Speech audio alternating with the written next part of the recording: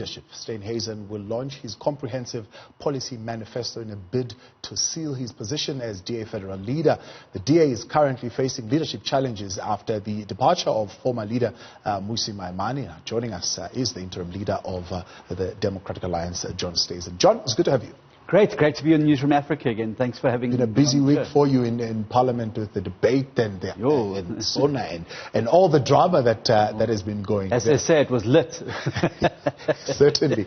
I mean, if you have a look at what is going on in Parliament and the contestation between yourself as the official opposition, and you've got not so much of a newcomer now. They've got a substantial following and a vote in the country and a presence in Parliament. Are we in a political crisis?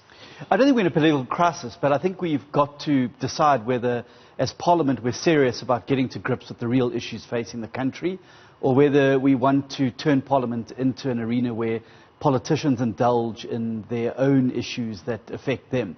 One of the things that I've really picked up being on the ground around South Africa in my alternative State of the Nation tour is that people on the ground are feeling very disconnected from Parliament and politicians and political parties. Yeah. They don't see them as driving the issues that matter to them.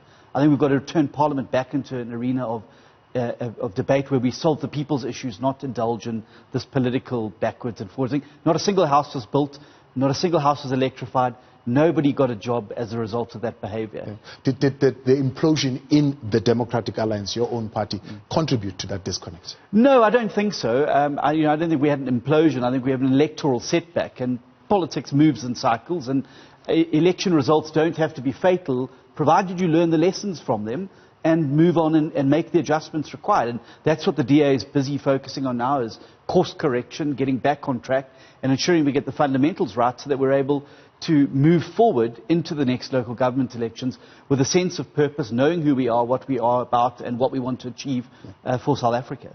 And why do you think you yourself are the best person for that job? Well, I think I've got the leadership experience. I've led at all three spheres of government, particularly at local government. I spent 10 years there. We're going into a local government election. I think I'm able to unite the party around a common vision about what we want to achieve. And wherever I've led, I've always been able to pull successful teams together from very diverse backgrounds to be able to move in the same direction. I inherited as the chief whip a very fractious caucus, and after just 5 years, which is one of the most united caucuses in the country, moving together and trying to achieve a result. I want to do the same thing for the party, to be able to bring the party together and to move us forward as a united team going into the future. Yeah. However you look at it, I mean, the resignation of Mmusi Maimane, others looking at it as the return of Helen Zille, kind of pushed him. He was pushed to get out of the party. Received a lot of backlash, especially from black voters. And for DA to even begin to speak about having a substantial control over the levers of state, you need that black vote. Sure. And at this particular point, the DA viewed as a party that is adverse to black leadership at the top. How are you going to deal with it? Well, I don't think that's true. And I think if you look at the broad spectrum of our leadership, 8 of our 9 provincial leaders are black South Africans, 2 national spokespersons are black South Africans, our key spokespersons in Parliament. And you would have seen our lineup in Parliament that got fielded during the SONA are young black South Africans who are taking up the cause of the people of the country. So to say the DA is adverse to black voters or black people is completely a myth. What we have to do is win back the trust of people who lost their trust in the DA in this last election, but more importantly, to win the trust of people who've never trusted the DA before. And that means we've got to go out there and be organically and authentically rooted in communities, taking up those issues that matter to those South Africans. So one thing, as I say, I've really believe passionately we need to change as a party is driving issues at a local level and showing people that we can make a difference in their lives and giving them faith in the political system again. Having a black leader at the top doesn't necessarily mean that you get black votes. The last election showed us that. Our black vote support, we've received a bigger percentage of that vote under previous leaders. Yeah. But isn't it because the messaging changed? The black leader realized what you're saying you want to speak the language of the people in communities, the people who are suffering. Once the leader started to speak the language of the people, the white voters in the party were not happy. No, I don't think that was the case. I think that what happened is the DA tried to be too many things to too many different people, rather than focusing on the core values and principles and using those core values and principles to unite people who have the same view across the racial, geographic divide.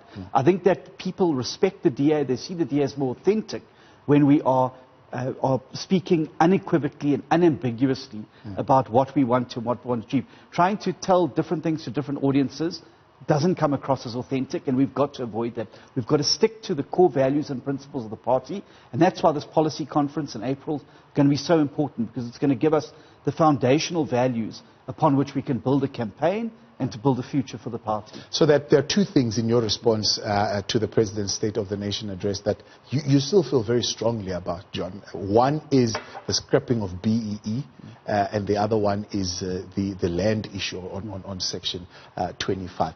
And these are important issues, particularly for landless people who are stripped of their birthright. And they're looking at your messaging and they're saying, but we cannot identify with that when we are the landless people who want the land back. We cannot identify with that when there is inequality and the disproportion in terms of black or rather white managers who are holding high position in companies. And John Steyn is saying, no, scrap BEE, the one policy that is leveling the playing field. But it's not, and that's the point. And I think that anyone who's actually serious about real empowerment of black South Africans needs to understand that BEE is an inside job that's let people down. We've got what's the option? Well, I mean, if you remove BEE, what is the option? You focus the target on poverty.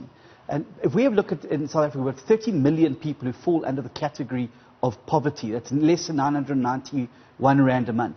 99.8% of those people are black South Africans who suffered under apartheid. So if you focus your policies there, you're able to deal with the people who need the empowerment the most. But that is not dealing with companies that are refusing to transform. But that's a different story. If you look at the numbers, they are just not moving. Yeah. Financial sector, it's not moving. Yes, but that's two different arguments. In low position, they're just not getting up. There's a difference between diversity in the workplace and BEE. The one deals with price gouging that's taking place. The other one is employment equity and the like there. I think that we need to be incentivizing companies far more to have diversity plans, to move more black South Africans into leadership positions, and you do that through incentivization. The current model that's working in place is having perverse results. I visited a chocolate factory right here in Gauteng just a few weeks ago. The Labour Department is trying to get them to fire black female employees because they don't fit in the quota. They say they're overrepresented. Now, why would you put black female employees on the street? That's the problem when you end up with quotas rather than incentivizing firms through tax breaks, through other opportunities to be able to increase their social footprint, but also to hire more unemployed graduates and black South Africans into key positions. You do it through incentivization. The current system is an insider-outsider system that's locking the majority of black South Africans out of opportunity and not even giving them a look at. And that's why you've got 30 million people, 99% of whom are black, who are locked out of opportunity. You've got a very small elite, about 991,000 people in South Africa who keep getting empowered and who keep getting rich because you don't focus the policies where they're required, which is poor South Africans. You're focusing at a very well-connected elite who keep benefiting. John, much appreciated. Thanks for Thank you for the opportunity.